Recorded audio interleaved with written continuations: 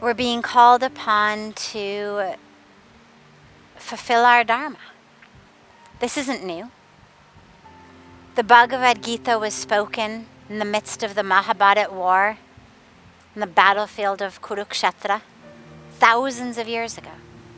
And it's important because I mention this, and of course, if your particular scripture is a different scripture, whether it's the Bible or the Torah or the Quran, or it doesn't matter what it is, these are not scriptures that were written a week ago or a month ago.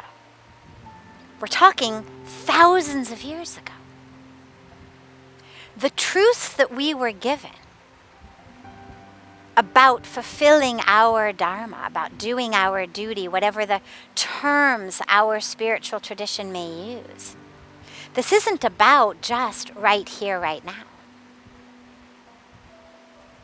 This has always been true. And what I love about the Gita, though, is that it takes place in a battlefield. And so it removes any doubt from our mind that maybe we're supposed to only act in situations that are peaceful. Maybe we're supposed to, sit and meditate and wait for things to blow over and then act. I've had a lot of people ask me, not just since COVID, of course, but since our current president was elected and things after that, but there have been a lot of questions surrounding that have been around the topic of how can I find peace to just wait? How can I find peace in the midst of this chaos such that I can just be in peace in the midst of this chaos, as though somehow chaos were a signal that we weren't supposed to act, as though we were somehow supposed to wait for the war to end. And what I love about the Gita, or any of the teachings in the Mahabharata, or any of the teachings in the Ramayana, the two core epics of the Hindu tradition, whether we look at it from Krishna or we look at it from Ram, both of them are wars, they're battles. They're difficult times. And it removes any shadow of the doubt from our mind that our Dharma is to sit and wait for things to blow over. It is not. The teaching over and over and over again is stand up and fight. Stand up and do your duty. And so this is not the time for anyone to think, I'm going to just sit this one out, or I'm going to just figure out how to weave a cocoon of peace for myself in the midst of the chaos. Now that's on the one hand, and I'm going to come back to that in a minute, but it's important to realize, though, that even with that truth, I do need to find my peace, because action must be effective. There's no scripture I know of, no sage I know of, no guru I know of, no wise being I know of who says, just do something, doesn't matter what it is. Be like a, ping pong, like a ping pong ball, the ones where you would pull the thing back and the ball just went like this. There's no wise being I know who says, yeah, let yourself just be a ping pong ball. It's always wise action, right action, intelligent action. And what that means is that I need to find enough peace within me that I'm not acting like anger. Anger is a great catalyst. Anger is that wakes me up and says something is not right. But it's not a very good steering wheel. So it's good for the speed, but it's not good for the direction. In order to know the direction of action, I need to be in peace. And so yes, we do need the peace, but it's not peace instead of action. It's peace as the means to the end of effective action, right action, dharmic action. And so going back to my earlier example about, understanding that this is self, if I have an itch, I'm going to scratch it. Well, it only works if I'm connected enough to know where I itch. If I have a mosquito bite on my forearm, but this hand has got a mind of its own and isn't really connected to the beingness here, and it starts scratching here or it starts scratching here, it's not going to help my itch over here. It's going to be useless. And it's going to be worse than useless because it's actually going to remove the energy from within me that I need to come over here and take care of my mosquito bite. So in the same way that we've got so much going on these days, we need all of our energy. We need all of our intelligence, all of our ability to actually be able to help us in right action. So we need to be in peace such that we can be connected to knowing what is the appropriate action. What is the action that is going to actually help the situation? What is the action that the world actually needs? Too many of us have actually decided that somehow liking and sharing something on Facebook counts as action. It doesn't. And I'm not saying that it's not also a great thing to do. Solidarity is wonderful. Somebody posts something, it's great. By all means, show your support. But do not think that that is enough these days. We are being called upon to really be the solution. But we need to do it with peace inside of ourselves. And now remember, though, that peace is not apathetic. Peace is not lethargic. Peace is full of energy. Peace is full of efficiency, full of effectiveness, full of wisdom. And that's what we need.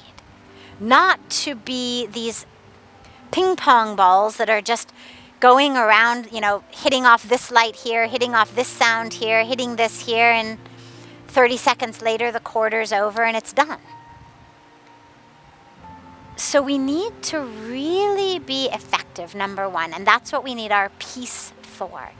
Number two,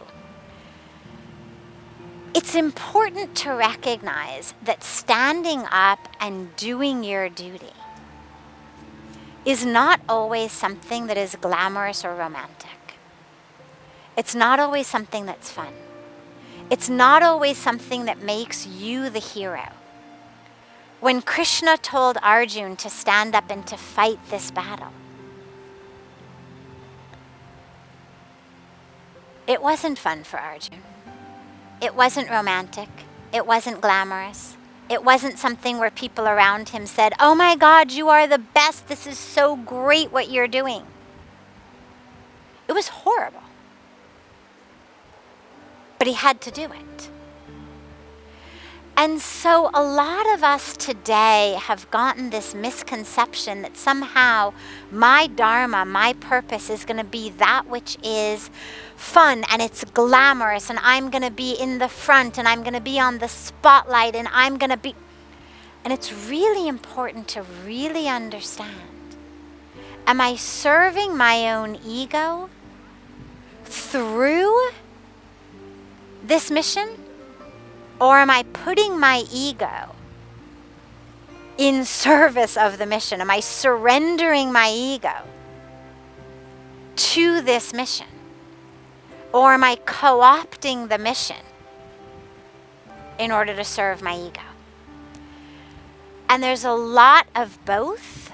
And it's very important for us to understand which one we are doing, because only one of them is actually going to have long-term lasting impact. And thirdly, we need to realize that we are creating our reality and our future. And we're not victims of it. How we speak about our current narrative determines the current situation. And so, yes, we are in the midst of this emergency. But as I've been saying a lot recently, it's also an opportunity to emerge and see. It's an emergency, a medical, health, economic emergency, and an opportunity to emerge and see. To emerge from the darkness, to emerge from the ignorance,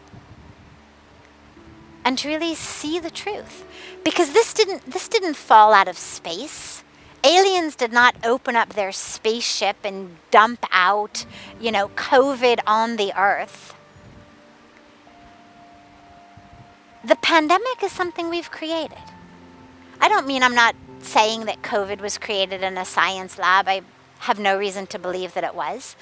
But the devastating impact of a virus, the situation we currently find ourselves in, was created by us. It was created by our values, our priorities, our systems that spent a lot of time and energy and resources ensuring that we could blow up the world hundreds of times, fighting other countries to see who could blow up the world more times, stockpiling weapons to ensure that we could blow up the world more times than anyone else could blow up the world, forgetting the fact that there is only one world, so it's really kind of a moot point after it's blown up the first time. Mistaking security for weaponization. Forgetting and mistaking security for being well armed. We've literally started to think that being secure means being well armed, and it doesn't. Because we're now in a situation where the arms that we need are gloves, are masks, are a functioning CDC. We don't have them. We have missiles and no masks. And we have guns and no gloves. And we have very well funded militaries and skeletal CDCs.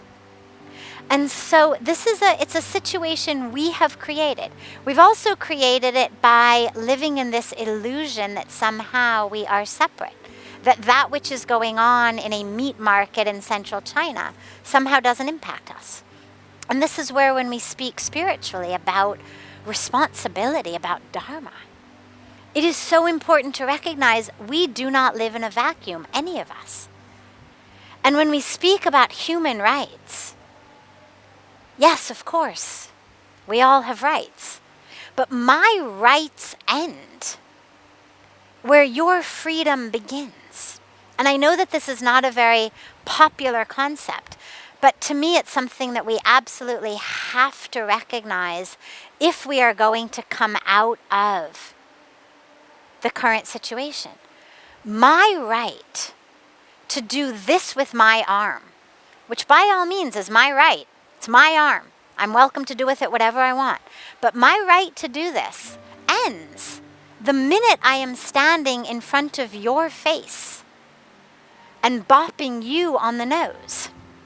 Because your right not to be bopped on the nose trumps, pardon the pun, trumps my right to do this with my arm. And in the same way, we have to come to an awareness that the right of people on this planet to eat at all trumps the right of people with the luxury to choose to eat whatever they want. that people's right to water, to clean air,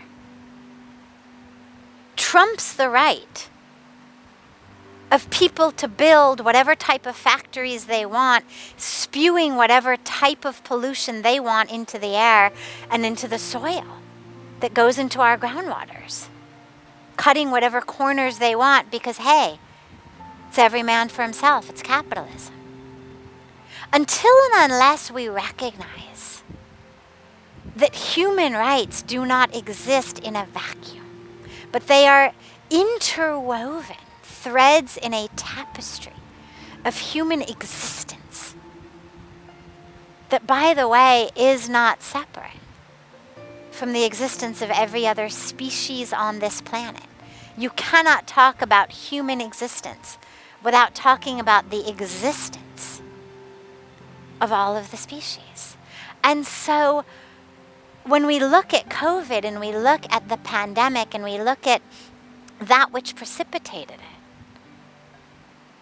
well, we lived in a world in which we really thought that we all were separate and that I can eat what I want, buy what I want, wear what I want, shop however I want, travel however I want, do whatever I want, without any responsibility for the ripple impact of that on the planet. And until and unless we get out of that illusion and recognize we are interconnected, none of us is safe unless all of us are safe. And none of us can be healthy unless all of us are healthy. Otherwise, it's just a matter of time before it's knocking on your door. And so these are the awarenesses that we have to realize when we speak about a new normal. When we speak about co-creating the world we want to live in. It's not about going back to normal. That normal is what created this situation. And yeah, COVID will end eventually by God's grace. And then it'll just be another virus, or it'll be a super bug, or it'll be lack of water, or it'll be climate change, or everything together. The United Nations estimates that by 2040, the world's going to have half the water it needs. Hundreds of millions of water refugees. So this is the beginning of these sorts of experiences. This is not the end. And so we have to change how we think. And interestingly, this is obviously interwoven with aspects of justice, social justice, equal rights, and the idea that people of, obviously, shouldn't have to be said, but nonetheless it does, every color, every race, every religion, every sexual orientation have equal rights. And where those rights have been violated, we have weakened the temple of our own humanity.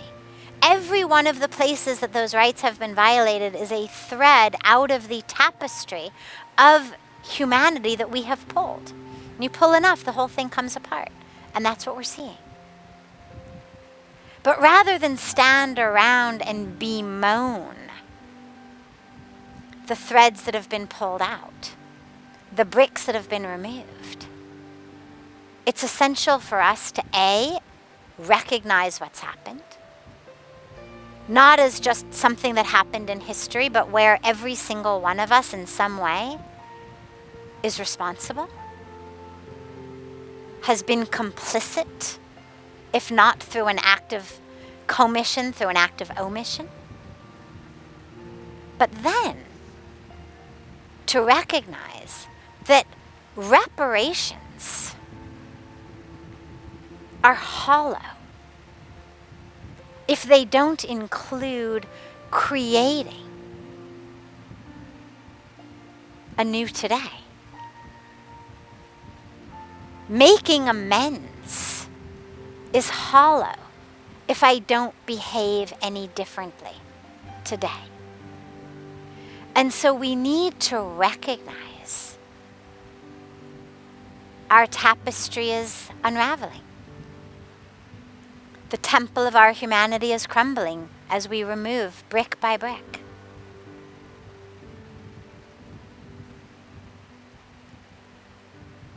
And together, we need to rebuild it and recreate it.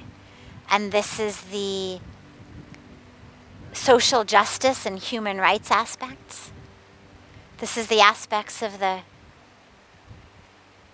Amazon rainforest, for the trees themselves that hold the oxygen of the world, provide the water of the world, as well as for the rights of our indigenous sisters and brothers who live there, whose habitat that is.